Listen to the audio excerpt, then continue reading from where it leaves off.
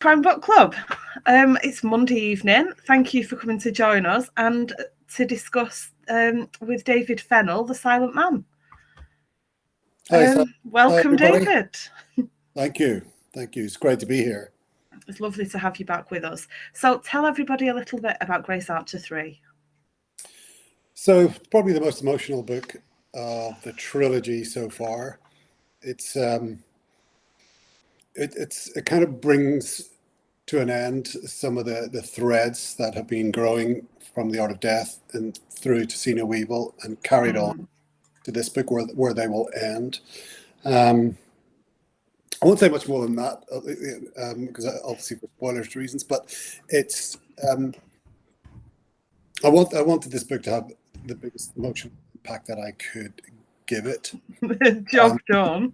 Yeah, and with the Art of Death, for example, which is very much a standard serial killer thriller.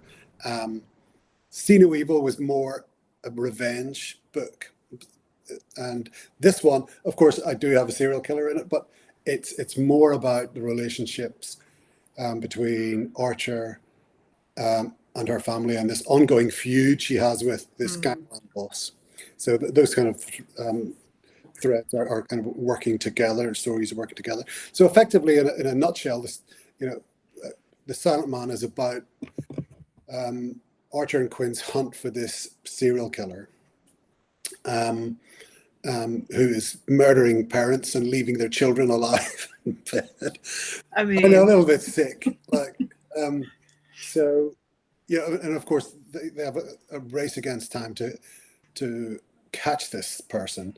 But in order to do that, Archer has to stay alive long enough because Frankie White has a hit out against her and her grandfather. He's out for revenge. And he does have the oddest nickname, Frankie Snow White. I mean, I love that. I love the fact that he's so far removed from his nickname. It's unreal. Well, yes, but he's kind of the tallest of his brothers, who are all dead now, who are all smaller than him, and they were all cocaine dealers. Snow, So it's that's how he got the name.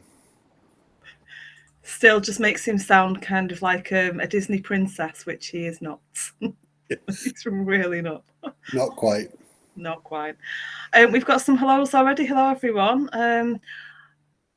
Donna's asking how I'm feeling. Donna, how are you feeling? I've got my voice back. I had COVID this week after the trip to Harrogate, so I think it's taken a lot of us down. So I hope you're feeling better, Donna. Lots of hellos. Laura, hi both. Seen David's books but not read yet, so looking forward to finding out more. Do you not listen to me anymore, Laura? Shame on you. So we'll start from the beginning. This is The Art of Death, which is the first in the Grace Archer books.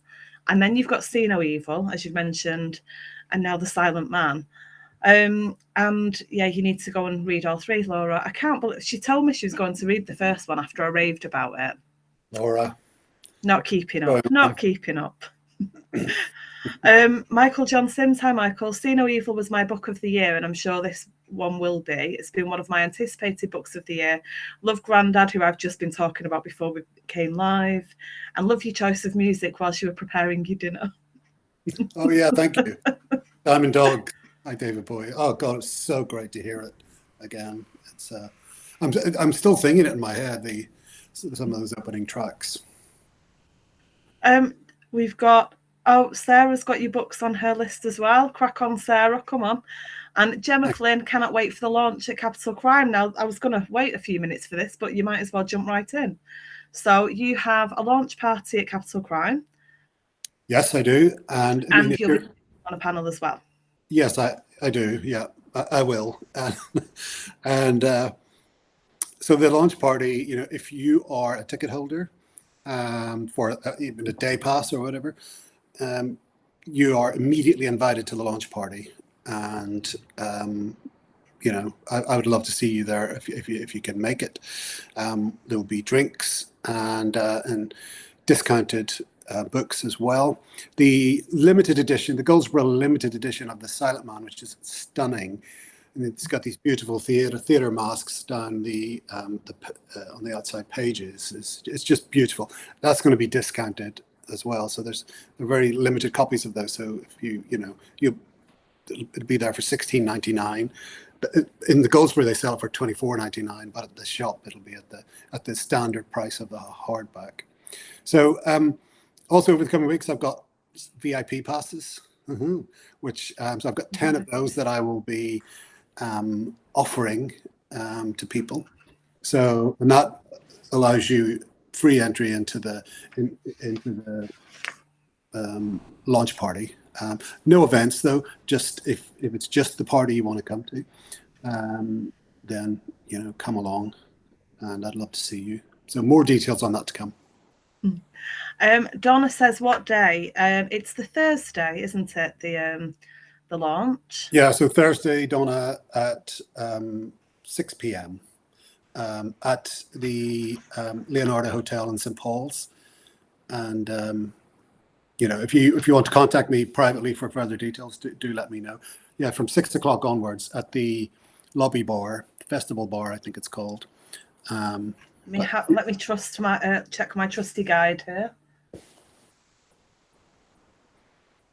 Yep, lobby bar. Yep, definitely lobby bar. Yeah. So I have the schedule printed in front of me, just in case I couldn't think who was on your panel as well. So you are also London as the Perfect Place for Crime Fiction, Eamon Alongi, Erin Kelly, and moderated by Matt Nixon. So you've got a busy weekend. Yeah, it should be. It's a privilege to be in this situation with any panel on a crime festival. So it's wonderful. Yeah, and I'm very much looking forward to it, and especially the panel too. And my launch and the panel. It's going to be fun. You're allowed to be excited for both equally, or flip from kind of 49-51, depending what time of day it is. Perfectly acceptable. I am excited. I just don't ever appear it. This is the thing. This is kind of my excited look. This is my angry look. Yeah, actually it's worse than that one, but yeah, I'm very much. Yours is like no movement. Mine is constant smile, terror smile, happy smile, sad probably still smiling. Indeed, yeah. Standard faces. Gemma says she's got a weekend ticket, second time goer, and thought she'd save buying the book for the launch and see if she can get a cheeky signature in it too.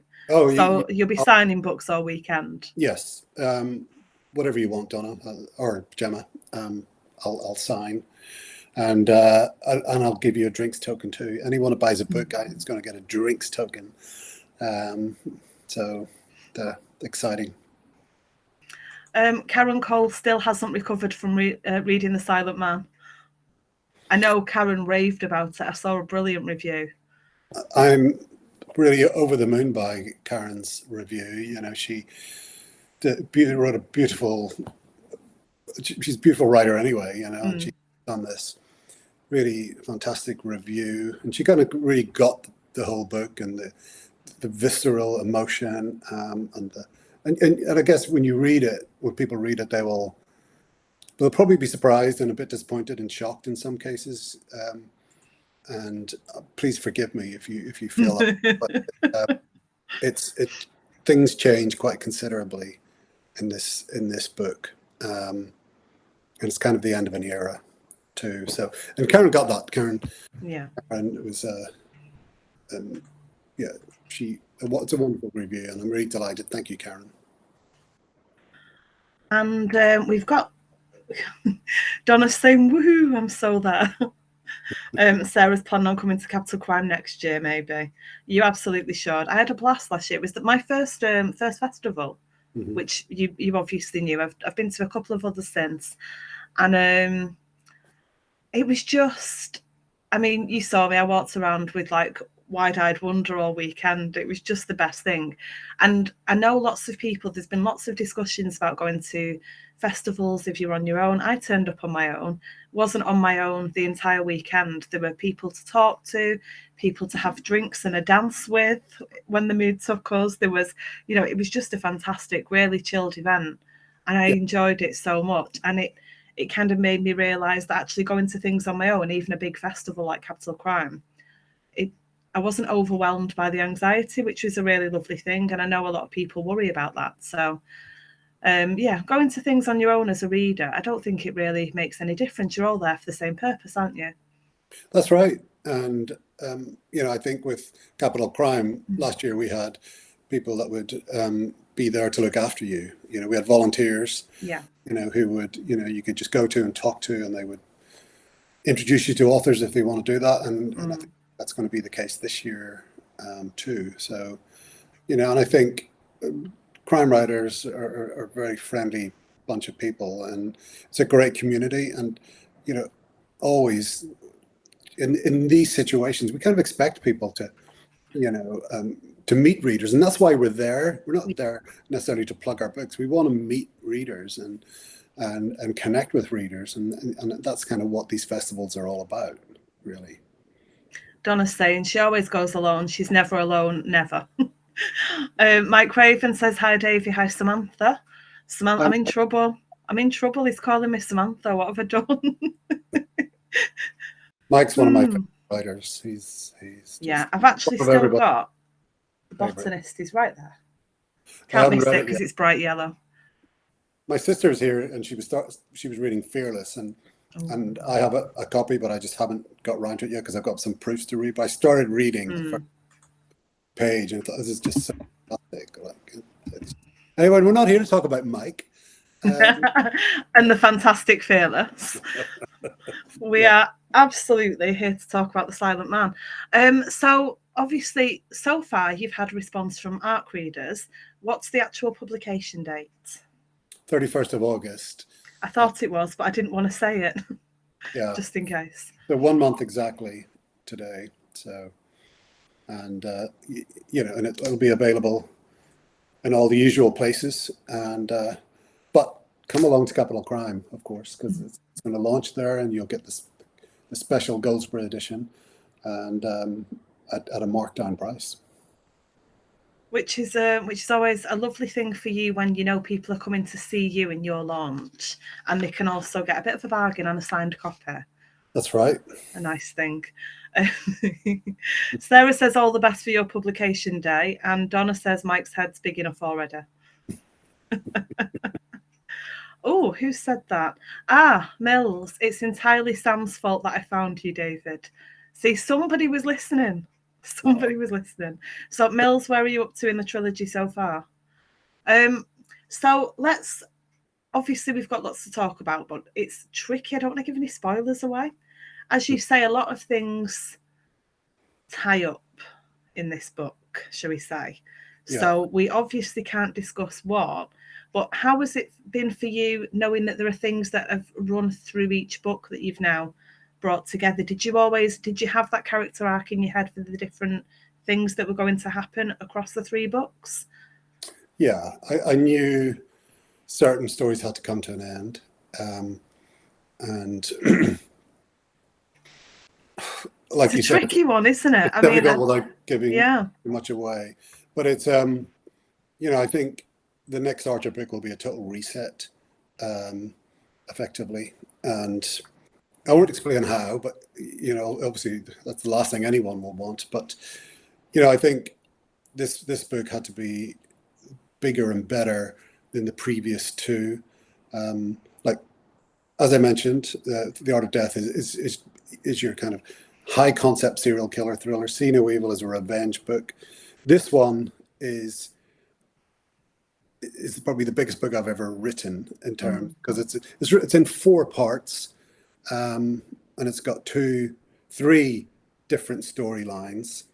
The Archer story, the Archer and the Silent Man story, the Frankie White story, and a story about a young chap called Bryn, a new character, which I won't say much about.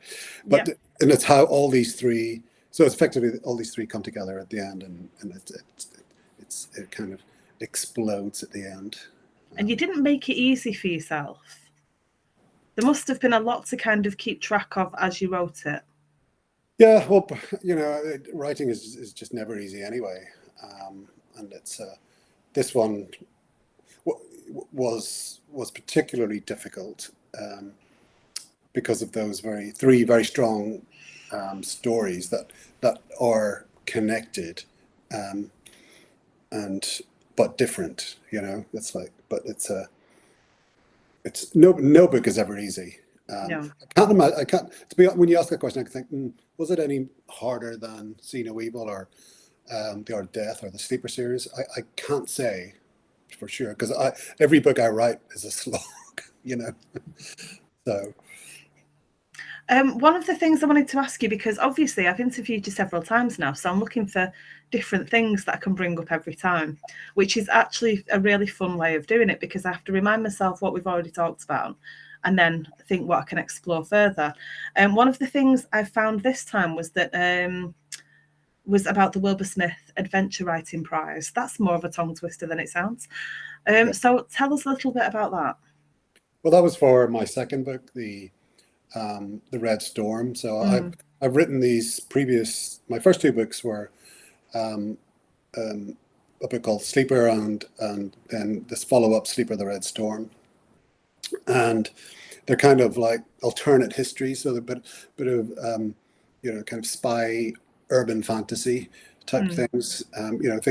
Think sort of Jason Bourne meets Raiders of the Lost Ark type thing. That is a good analogy. Yeah, thank you. And so the Red Storm, the second, was submitted to the Wilbur Smith Prize back in 2018, I think, and it went to 90. So basically, the Wilbur Smith Prize is a global. It's a prize for global books in the English language. So anyone who's written a book in English language. So, and it's judged by 90 librarians in the country. That is quite a hefty judging panel. Yeah, I mean the long list is massive, and I don't know how they do it. I think they do it through a scoring mechanism. But anyway, it's kind of like I got down to the long list, which was incredible, and got down to the short list, which is even more incredible. And then we went to this. For the short list, all the authors went to a very posh place in London, all funded by Wilbur Smith, and previous year Abir Mukherjee had won it, so that was the first time I met Abir. He was one of the judges, so I've never really forgiven him for not. But I didn't win. Someone else won. I can't even remember his name, but yeah, no, that was a wonderful experience. There must have been lots of experiences since you've been writing and published that have kind of, well, just been exciting. Things that you must have not expected or maybe hoped for and wondered about. What other kind of things have you really enjoyed? I know, put you on the spot. Well, the other way I normally phrase this is memorable moments so far as an author, but I thought I'd try and change it up slightly. Well, so one of I guess the best parts of this job is it's a very solitary job, and you spend a lot of time on your own, which is fine. But I mean, I like to be with people sometimes. I like to kind of socialize. So I like meeting readers, and I love talking about the passion that we all share, which is books, and obviously I love meeting other writers and having that sort of community to connect with, and that's been pretty fantastic. I think is that whole community of readers and writers that you become involved with, and there's nothing quite like it, is there? Yeah, it's pretty great. Karen says she's still keeping her fingers crossed for another sleeper book one day. So you did intend it to be a trilogy, I believe, initially. Yeah. So you've done the first two. Do you think you're going to go back to the third one? I really want to. There is a short story that follows on 10 years after the Sleeper, the Red Storm. So it's and it's kind of set in the US, because the first two are set during the US during the Cold War, but in a place called Paradise Ranch, which went on to become, oh my God, what's that place where all the aliens are? I got lost in memory. In the US. Area 51. Area 51. So Paradise Do you know Ranch. how I remembered that? There's a kids' film called Planet 51. And I always thought, what a genius idea, because it's kind of the reverse to it. So that's how I could think what it was called. What a random thought process that was. Yeah. So there's so that short story exists somewhere, and I might give it away for free if anyone's interested. But yeah, one day I'd like to go back. Definitely. I'm interested. And I would imagine about 5,000 other people have got their hands up. So yes, we would very much like to read that.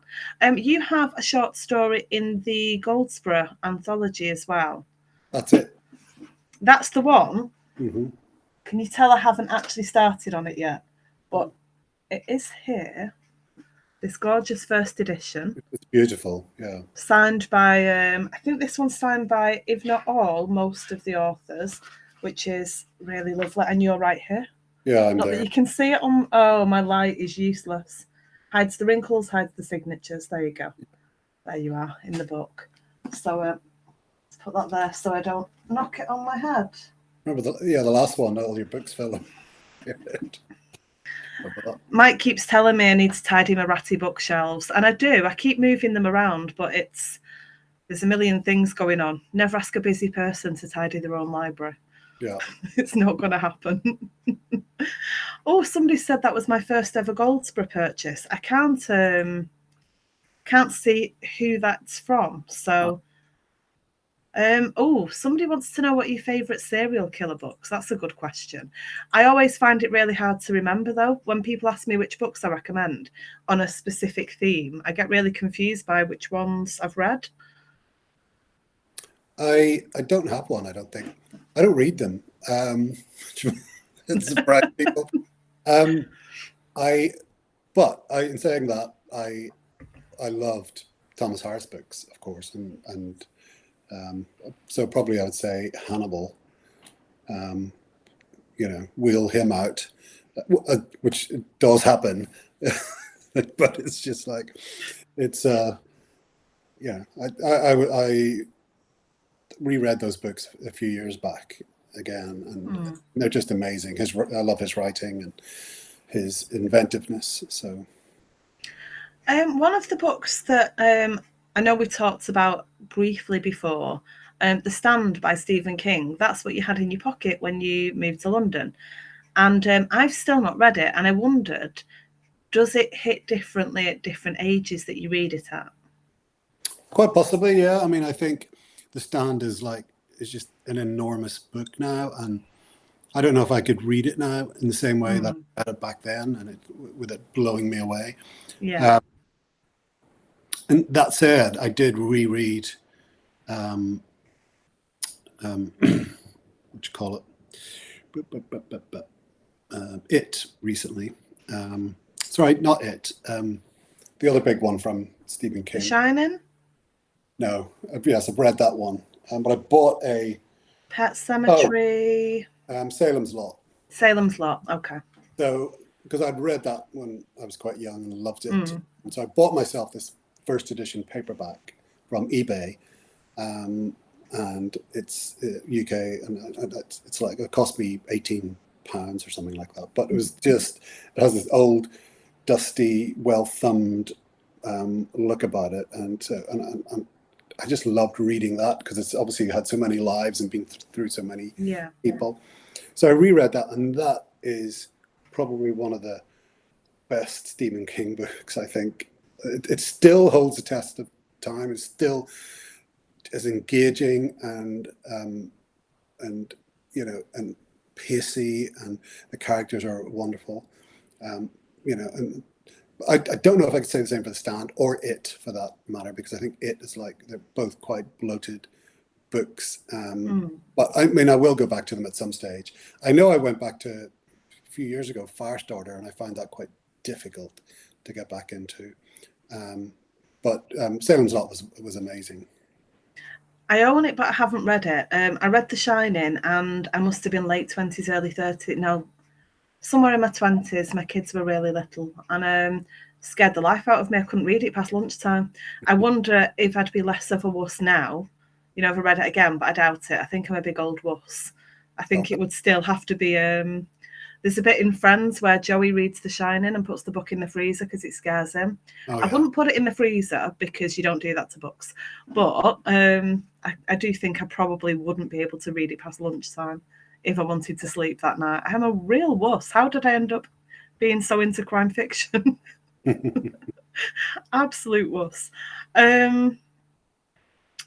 Donna said she likes asking what the biggest pinch me moment is rather than highlight. Had any pinch me moments? Pinch me. Making my question better. How dare she? What does that mean? Like surreal things, like I can't believe this is happening moments. Oh, I suppose the being shortlisted for the Wilbur Smith was a pinch me moment. Huge, yeah. Yeah, because I did not expect that. And getting first published is a pinch me moment. Seeing the initial reviews for The Silent Man had a few pinch me moments there. So I suppose the reviews so far have been really great, and so I guess I'm getting pinched left, right, and center. There was something you asked me before we came on camera, which I'm not going to say, but I will answer it afterwards. I didn't want to. You can't discuss things that are really powerful in a book before you go on to talk about them, for various reasons. No spoilers. So, I could maybe be more general and say, that some of the themes that are in this book include sort of grief, dealing with grief, male mental illness, and the impact that crime has to mental health. And sounds quite frightening, possibly, but all of that is kind of wrapped up in still a very fast-paced thriller. So don't get put off by any of those sort of grand themes there. It's still a very pacey book. It's a crime thriller. It's emotional, funny in parts too, I hope. And there's some new characters, Quinn's neighbors, who are these older women who are like speaking of funny. They are absolute genius. They're so funny. Kind of these looks that they give people when they think certain things are going on, and there was a lot. Absolute genius. Especially the immediate next door neighbour, who I can't think what her name is off the top of my head, but I can just picture her. Yeah, just picture her walking over and kind of having a chat with Quinn at his door and saying, Betsy had this to say. Well, obviously I'm not interested in gossip. And I was howling. I just thought it was hilarious. Oh, yeah. Yeah, absolutely brilliant. Betsy's with her binoculars, watching everybody.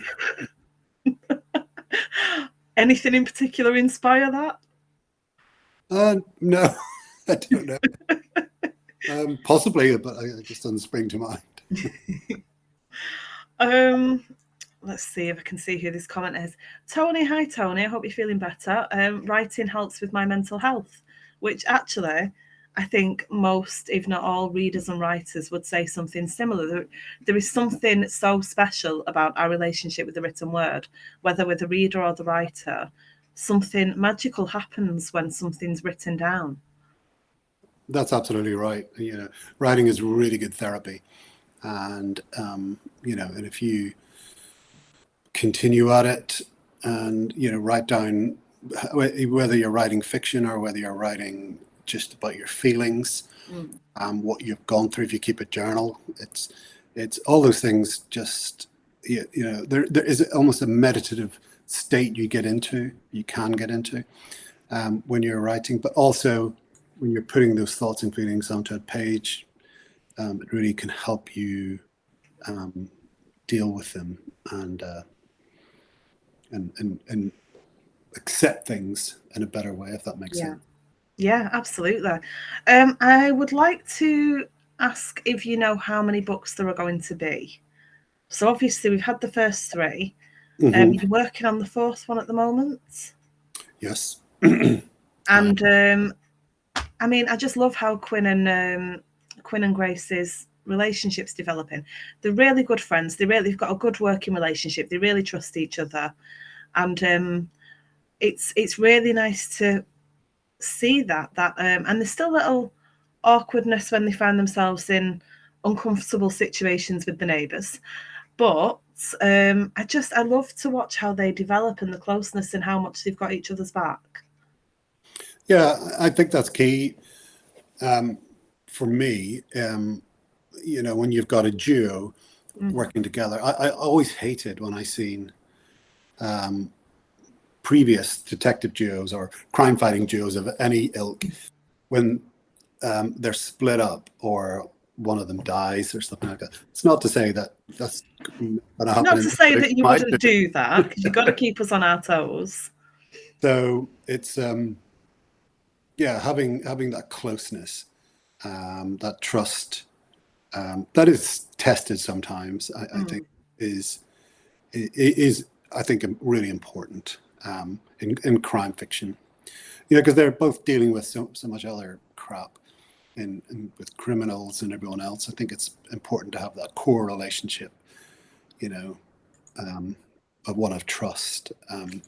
But who knows? You know, maybe at other times, future books, something. You're making me nervous. Tricky might happen. Yeah, absolutely making me nervous for what you might do next. But I think that's good, though. I don't want to trust the authors not to do something that I hate them doing. Yeah, I think that's right. And I mean, we wouldn't be doing our jobs if we just churned out the same stuff every book. You know, it's our job to sort of be as interesting, to write as interesting and as good a book as we possibly can for our readers. And by just raking out the same old poo, same format, same everything is just is a disservice, really, I think, to readers. So yeah, I think the rain may be coming in. Oh. The rain just all of a sudden, I think the clouds have just moved in and the rain is really hammering it down. So we seem all right for the minute, though. Get your brolly up. I've actually got an umbrella at the side of me that I've not used since London last year. I've still never used it. I managed to pick up Kia Abdullah's umbrella by accident. So she knows I've got it. She found it on the tube and said, just kind of give it to somebody else. It's fine, but it's not left my house yet since I got back. All right. So I wouldn't use one. I'm dreadful. I'd rather get wet. Really? Yeah. Learning stuff about you all the time, Sam. Oh, I'm a laugh a minute, David. Somebody has asked, do you remember the moment you decided to become a writer? Was it a childhood dream? But I can't see who's asked that, so I apologise. Just says Facebook user on my screen. It was a childhood dream. I always wanted to be a writer. Ever since I was in primary school. I mean, I used to write stories then. But then you kind of fall out of it. And I always read a lot. So the more I read, the more I thought, oh, you know, I would love to be able to do this. And, you know, and I used to be obsessed with certain writers and so, yeah, it's always a childhood dream. And, you know, and it's something that's been with me all my life. And I guess only in the past 10 years or so that I've started to make it a reality. So better late. Last 10 years when I reached 22. Oh, bless you. Such a young boy still. I wish. You've thrown me off now because, you're just so lovely, aren't you? The script writing is what I was going to ask you. I was desperately fishing through my brain for what my next question was. So you've done some script work and you've been writing the pilots to The Art of Death. Yeah, so how's that going? I've been doing some screenwriting, and I've written the treatment for The Art of Death, and look at you with all the fancy words that I can't remember. So yeah, it's so I've sent it to an agent. She really fantastic liked it, and she wants to see the pilot. So I've written the pilot script, which is essentially the first episode. So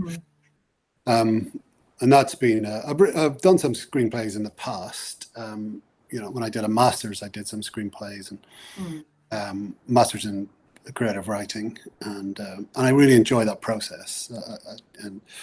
And the whole it's a totally different craft, a totally different way of writing. You don't do it. For example, you will not write description, a little bit of description maybe, but you kind of focus more on what storytelling through the eyes of the reader. Yeah. So you're kind of setting everything up for the reader, and in there you'll have a little bit of description and maybe a location, but then the dialogue and how people are behaving and so on. So I've done so I've written the screenplay for The Art of Death as a potential TV show. It's not that hasn't been sold or optioned yet, but it's depending on what this agent thinks. If she thinks it's got legs, we may try and sell it. It must be really exciting trying something different, a different discipline with your work. Oh yeah, I mean I love writing, but it's screenwriting, which is a totally different craft. Yeah. Altogether, it's learning that and learning those new skills, and I've loved every minute of it, I have to say, and it's just still relatively new to me, but it's something that I think I seem to be doing okay in. I think. Well, you're enjoying yourself, so that's always a good sign, because if you weren't enjoying it, it wouldn't be great to put out to other people, would it? But the fact that you're enjoying it is a really good sign. Yeah, absolutely.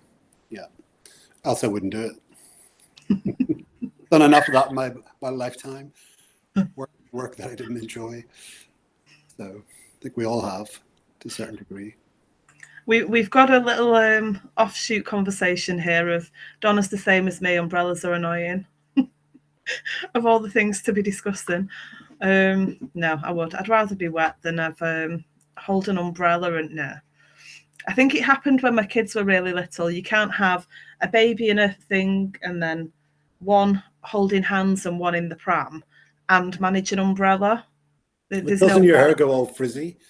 It does anyway. It's just, even if I straighten it just... Right. Yeah, no, you get over that quite quickly. Yeah. You don't see a mirror for the first 5 years of your kids' lives. It's fine. Yeah. You're the only one who doesn't know you look scary. I don't mind an umbrella, well, unless it's like a gale force wind. But I generally wear a baseball cap or something like that. Then my thinning hair just gets washed away in the rain. Of all the things you thought you were coming to discuss today, I know. Umbrellas. Why not? Donna said I'd take everyone's eyes out anyway. I would, because I'm that short. You can just imagine it above my head. I'd just be poking. Oh yeah. No good. Somebody said, transferring a book to the TV or film screen, do you have a limited amount of words or pages to sell it to companies? That's an interesting question. Yeah, that's a very good question. So that was Tony. Thanks, Tony. A pilot would be 60 pages long, and one single page of a script is 1 minute in length on the screen. So a pilot or a TV episode would be 60 minutes. You might have to edit that to 50, 45 minutes if it's sold to ITV, for example. Because of ad breaks and things like that. Breaks. Okay. And a movie would be 90 pages. So that'd be an hour and a half. Unless Oppenheimer, which would be 300 pages or something like that.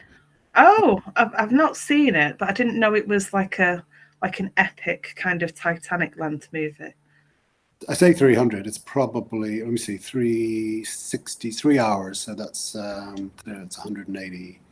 I got my math right there. No, 260 or something like that. Yeah, so like a long manuscript. I haven't seen it yet. I really want to see it. I'm a big Christopher Nolan fan, so I really want to see this movie. I forgot how to count when I left my last job. I just can't. It's all fallen out of my head. I have no math skills left at all. So I'm just nodding along while you were counting and not even trying. That's an interesting question. What's your writing rhythm? A fixed number of words or hours a day, or just go with the flow? Funny, I was asking Mike Craven this morning because I got myself into... Mike Craven, is that you asking that question? Probably. Can't see. It's always interesting. I mean, I'm always interested to know what other writers do and how they do it. Especially if I feel myself like, I've been writing for quite long now, and I'm still like, I feel like I've only just started, and it's my I think the important thing for me, which may be the same for many people, is you need to really time box the time you put into writing. So I'm always at my desk at 9 o'clock every morning after breakfast and whatever else. So I treat it like a job. So I work until lunchtime, have lunch, read, do whatever, and then I'm back at 2 o'clock, and I'll work until 6. I don't always get a massive word count, but sometimes I can get over 1,000 words a day, 1,200. But generally, I'm always aiming for about 500, 600. And if I get more than that, then great. But it was really interesting. I was reading this article from the Paris Review, which I tweeted last week, and it's 1958. It's a profile of Ernest Hemingway and an interview with him. And also the reporters obviously watching him work and explaining. It's very, very interesting because he, what I find particularly interesting was, of course, you think of the greats like Ernest Hemingway and whoever else were doing their daily word counts, and there's a picture of his word counts from a bit of cardboard that he kept pinned to his desk, and they're very similar to mine. I'm not comparing myself to the Hemingway, of course, I'm not, but it's like it resonated with me to see that he'd do 460 words one day, 520 the next day, 1,200 the next day, whatever, and just go, and he'd just be tracking everything.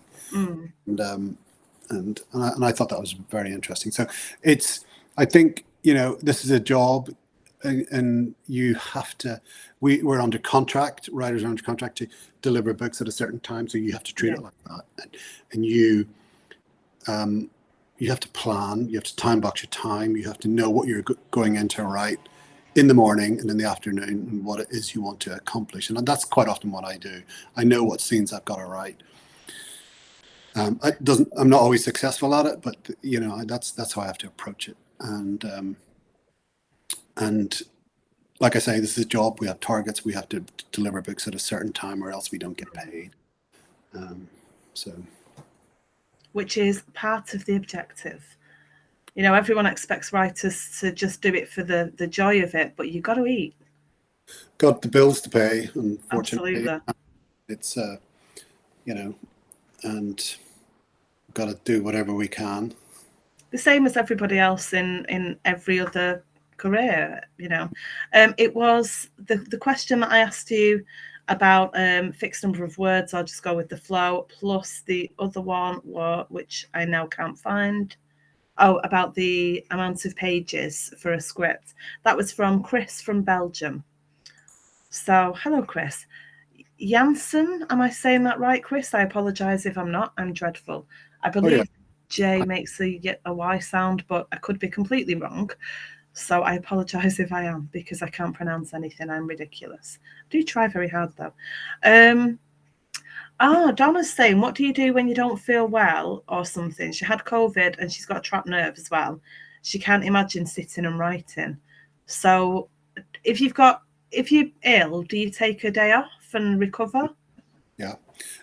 Well, Donna, sorry to hear that. I hope you get better. That's awful.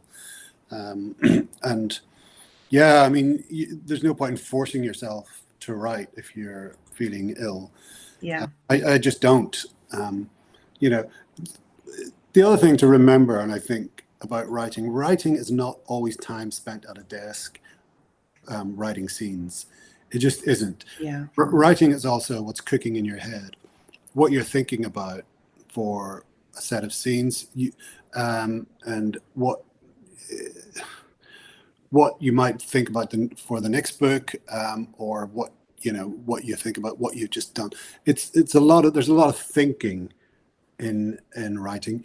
Research as well. Research is also part of the whole writing thing. So it's not always about sitting down and trying to really write these scenes and make them work. And it's about all that other stuff that you do. So if you're feeling well, you might want to sit and watch some crime shows that you love to get inspiration, or watch some true crime stuff, or listen to podcasts. That's all part of it as well. So, but I would say just don't ever beat yourself up about, not being ill and not being able to write, because, just give yourself a break. Otherwise, you'll hate what you're doing.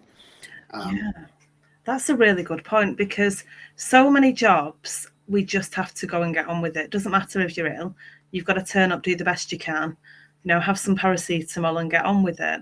And actually, that's no good for anyone. Yeah. So a day off when you need it, Donna, is absolutely fine. I know what I wanted to ask you. I wanted to ask you about other time periods. You like the 40s, 1940s.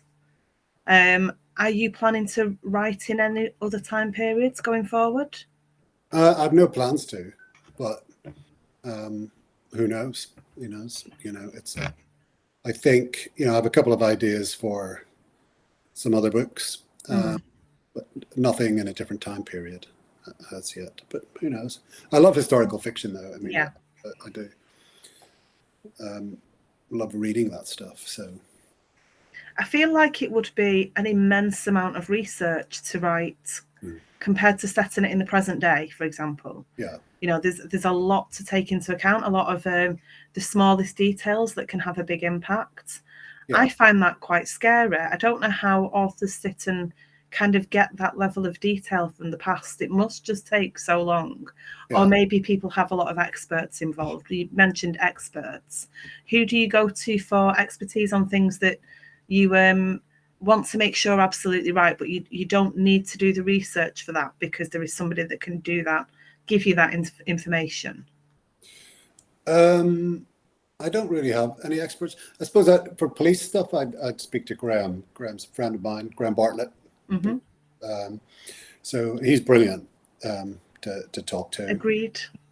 And in terms of experts, I mean, I have various books that I refer to, and Google, of course, that does help. But I think I spend so much time trying to focus on the story and character that to me is more important than some of the technical details. A lot of my books, they don't really go into technical details. There's not really any forensic detail about bodies that have decayed over time or stuff like that. I mean, I'm always more about the emotion and the human cost to crimes, which is what my books are about. They're very much badged up as serial killer thrillers, but it's I think if you were to put them under the knife, you'll see that there's they're all about the people and the victims and the impact that the crime has had to them. So yeah, but we all like a good crime thriller, don't we? And that's why we're here. I actually wanted to ask as well. St. Paul's is mentioned as it's part of the area around where Grace is. It's mentioned in the book, and now your launch is going to be next to there. I mean, that's it is a happy accident, but how lovely that you're actually going to be near there. I'm trying to think where I had St. Paul's in this. Right near the beginning. Let me I should have given you a heads up about this question. But I should know this. It's you should know. But basically, Grace is running in the shadow of St. Paul's. Oh yes, of course. Yeah, so she's running along the embankment, towards. So it's a thing about in this book. You'll find out that it rains every single day in this. It's like being in Manchester. Yeah, it's a rainy book, and she loves running. I was just going to say she loves running in the rain. Yeah, Everybody else is like ducking for cover, and she's like just enjoying every moment. Yeah, so she's kind of legging it up the embankment, and in the distance she sees St. Paul. So yeah, you're right.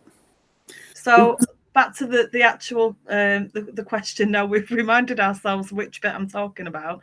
Happy accident. You've ended up having your launch party next to there, which will be a really nice thing to have a location from the book right where you are. Yeah, absolutely. And it's nice, because the Capital Crimes obviously set in London, and the Archer books are set in central London, which might change for the next book. Oh, that's such a teasy thing. The range just really started to come down. So I think we're lucky we're at the end, because if this turns into the promised storm, last time that happened, we lost the internet and I couldn't do the interview I was doing. Oh dear, that'd be embarrassing. Yeah. No, it was Mike. We just did it the following week. It was fine. Rolling power cuts in Couldn't have happened to a better person. What, me or Mike? Either or. Of course, you mean Mike. Melissa Wares said, apologies, I missed the beginning of the chat, so this may have been discussed already. The book at the start of the series, The Art of Death, was brilliant, so imaginative and macabre. Where did you draw your ideas for that book from? I mean, it's quite a different. We've glass boxes, and we have grimness in the centre of London. Poor London gets all the grimness, doesn't it? Some might say it might deserve it. And that's a really great question, Melissa. Thank you. Initially the ideas for The Art of Death. It wasn't originally called that. In fact, I didn't think I had a title for it. But basically, the killer catfishes people using social media and dating apps and stuff like that, and he kills them. But that's probably been done quite a few times. I was kind of figured. The thing is, I knew quite a bit about social media. Kind of put your own twist on it, though, didn't you? Yeah. So I worked in cybersecurity for such a long time. So I knew what it was about. So I felt confident about writing about the weaknesses that are in these apps and how people can be easily preyed on. But of course, just providing a bog standard murder would be like really boring. So I thought, well, why not make him an artist? Like Banksy meets Damien Hirst. Where he's a narcissist and an egomaniac, and just kind of obsessed with his own greatness. So he doesn't think he's killing people. He sees them as just pieces for his exhibitions. And that's kind of where the idea kind of grew from, originally being a sort of cybersecurity threat to people, to a high concept. Let's put these bodies on display in the street and various other places. Also, because I don't know if you get this up in where you are, but and certainly in London and Brighton, there were times during certain events, like arts events and stuff like that, that have these cows, not real cows, like statue cows, like all through the main streets that would just appear, or snails, these like huge snails that would just appear, and they're like art, and it's like, and that was kind of the idea for putting some of that stuff from The Art of Death on the streets, and yeah. So you took a sweet but strange idea and Fennellized it. I think, yeah, you have to be a little bit creative and go big, or go home. definitely creative, and based on the last three, I have no idea what you're going to do to people in the fourth one. But I love that. I love the fact that I don't trust you one little bit, and I think that's a good thing. The nicest thing anyone's ever said. And we are right at the end of the hour. That has absolutely flown. It's been really lovely to see you. Thank you to everyone who's had a question, a comment, and we'll see you at Capital Crime for a signed version with a discount. I mean, that's pretty good. Yes. Can I just mention that again? Yeah, go ahead.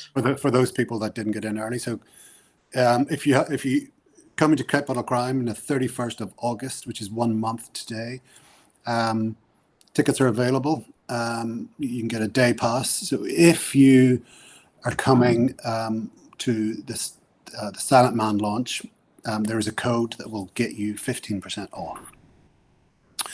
15% off the day pass. So which will bring it down to about 50 something. Don't ask me to do the math. So if you want that, then please reach out to me, and I will sort that out for you. You in Facebook, on my author page, just reach out to me, or I think that will do it. Also, and as we mentioned earlier, there will be the limited edition of the Silent Man that Mike Goldsborough, which is really a beautiful edition, will be there at a marked down price. And also, if people go to your website, which I'm just copying and pasting the link to now, people can join your Readers Club. Mm-hmm. So they can get more information, keep an eye on release dates and what you've been up to and what you've got coming up. They can keep an eye on you there. Yeah, I think so. Do you want to give us a final recap of the Silent Man so people know what they're going to go away and read? Yeah, I will. So it's a big story for Archer and Quinn. It's an end of an era for both of them. Archer in particular. It's the story of Archer and Quinn's hunt for a killer who is killing parents but leaving the sleeping children alive in bed. So in order to find this killer, Archer effectively has to stay alive long enough because her ongoing feud with Frankie Snow White has reached an absolute head, and he is out for her head for reasons you will find out in the first couple of chapters in the Silent Man. Says shit has got real there, and so it's she has to stay alive long enough because the hit is out on her, but also her granddad, both in the firing line, and she's trying to protect him, trying to protect herself, but at the same time trying to find this killer. You've not made it easy for her. No. Thank you so much. No, why would you? Nobody'd want to read it if it was easy, would they? Thank you so much for joining us, and I look forward to next time. Thank you, Sam, and thank you, everybody. I hope to see you all at Capital Crime. It's going to be brilliant. So, take care, and thank you so much. I've just spotted Lizzie Curl has just dropped a comment, 15% discount code for Thursday, 31st August to join in the Silent Man launch is Silent Man 15. So if you type in Silent Man 15. Yeah. Lovely Lizzie. Always makes me smile. Hey, Lizzie Curl and a grin.